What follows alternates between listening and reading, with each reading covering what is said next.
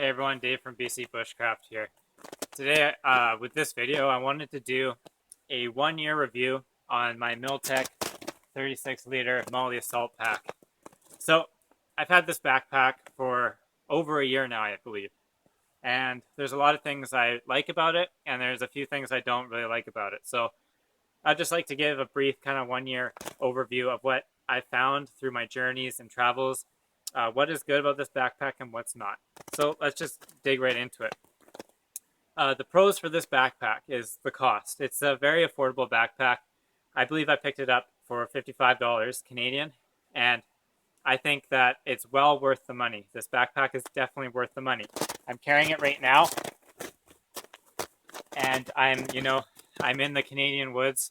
The snow's 3 feet of snow. I'm on a day hike right now and stuff, but I got a lot of gear on the back. You can see I got a bow saw on there. I got my axe. I even have my sweatshirt, and I have a pouch attached to it that carries my water bottle. So the strong point about this backpack is that it can carry a lot of things on the outside of the bag. The Molle webbing, you can paracord lash like a million things to it. I paracord lash my sleeping bags, sleeping pads. You can put pockets, pouches, whatever you want. So this bag you can configure, and you can build on it, and you can make it carry more things, or different things, or weird things. Like you can kind of see my bow saw. My bow saw is kind of carried. I've managed to find a way to fit it on, and it fits on quite nicely. Otherwise, I would have just lashed it to the back of the pack. So the good thing about this bag is it's very versatile in that area. Another good thing is that the pockets, it's got several pockets. It's got a big pocket that you can carry most of your main stuff. And then it's got another pocket and 2 other pockets. So basically, I don't know, like 5 individual pockets. And the thing I like about that in a backpack is that when I'm out doing my bushcraft adventures, I can keep organized. My other 60-liter backpack is like one big container, and like you got 3 other sub-containers. So I end up having to dump all my stuff out. My stuff is all over my camp. I feel unorganized. With this backpack, I can be way more organized than I usually would. So those are 2 things that I really, really, really like about this backpack. I love the ability to keep organized. I love the ability to strap things to it. And, it's pretty durable too. I haven't had anything break over the past years. I've taken it out on solo overnights, on day hikes. Like, it's my go-to bag when I don't have to carry a lot of stuff. And so transitioning into that, the thing I don't like about this bag is when I do have to carry a lot of stuff. When this bag is like 30 pounds, or maybe a little bit more than 30 pounds, it hurts to carry. The shoulder straps don't have that much padding on it, and the waist belt has no padding on it. Also, the waist belt sits up. It's too high. It's too high for me. It sits way above where my hips actually sit. On my other backpack, there's a lot more padding in the hips. The hips are a lot lower, so you end up having to bear a lot of the weight on your shoulders when you're wearing this backpack. Another drawback to it is that it doesn't come with a chest thing, with one of these chest clips. I had previously kind of jimmy rigged one on, and this part I lost it. It fell off.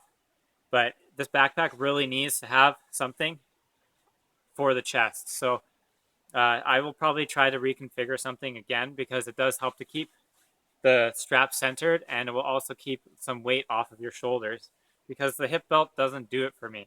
It's quite uncomfortable.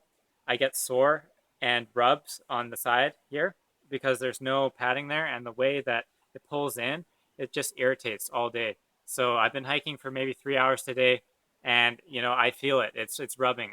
I definitely feel this backpack. So I only have about 15 pounds in it right now, and it's bugging me then. So I don't like the backpack for that reason. So if your plan is to buy a backpack that you're going to be trekking with, that you're going to be hiking for 8 hours a day, you're going to be going long distances, this is not the backpack for you. You need to spend more money. You have to get a more comfortable backpack. This backpack, it is what it's worth. It was a cheaper backpack, and the things that they cheaped out on is things like comfort. The waist straps, very simple. It's just, there's no padding in here at all. Very, very simple stuff. But The reason for that is that, you know, you get to pay less money. So you can get a bag that you can still go out in the woods and do things like I'm doing right now, and you can do them no problem. So when you're doing your bushcraft adventures, if you're hiking for more than an hour, I'd say, and you have around 30 pounds, because like most bushcraft bags are around 30 pounds in weight, if you're planning on carrying that much gear, I suggest you to not plan on hiking that day. Plan to maybe hike tops an hour, 2 hours, or something like that. Get to your destination, take the backpack off, because it's not a comfortable backpack to be hiking around in. I'll give you a few shots of me hiking around in the woods here in the snow. It's hard, and the backpack doesn't help in that sense. My other bag is a lot more comfortable. So that's just the drawback. For, you know, you pay less money, you're not going to get the comfort. But besides that, I love this bag. Everything else about it is great. I haven't had anything break on it over the year. Um, you know, it hasn't. I haven't had soaking gear in it because of the not being waterproof. No zippers have broken. No buckles have broken. I haven't had anything broken on it. So even though there is a drawback to this bag, I still highly recommend it because of the price point. It can get you into bushcraft. This is fine for those solo overnights. Just don't be hiking crazy long periods with a really heavy backpack with it, you know? It's fine for day hikes, you know, if you're just packing some food, some water, totally fine. You don't need the waist belt. You can kind of just wear the shoulder straps like you would a high school backpack. So I hope you enjoyed this video. This is Dave from BC Bushcraft. Please like, please subscribe. Until the next video.